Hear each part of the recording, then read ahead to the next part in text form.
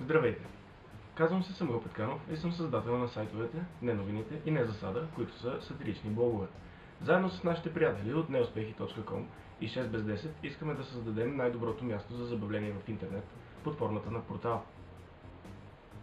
До този момент сме подхождали към тези два проекта като към хоби, като към нещо, което може да се развие, може и да не се развие, но сме видели, че те по органичен начин имат своите потенциали да развият интерес у потребителите, у нашата таргет аудитория. Нашият проект е да създадем най-големия увеселителен портал в страната.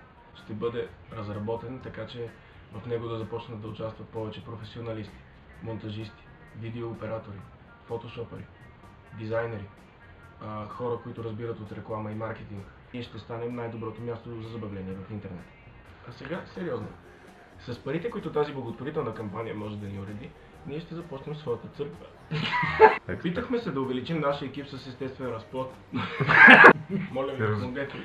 Искаме да наемем комбрат Пулев, за да бие всичките ни врагове. Не се притеснявай, просто... Аз се притеснявам от чорапите, защото се били като джаба.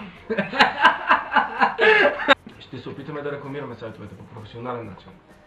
Ще използваме базуки, за да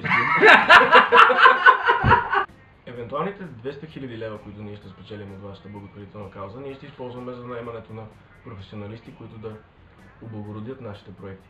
Ще използваме тези 400 000 лева за фотошопери, за дизайнери, за монтажисти. От тези 800 000 лева ние ще използваме за направата.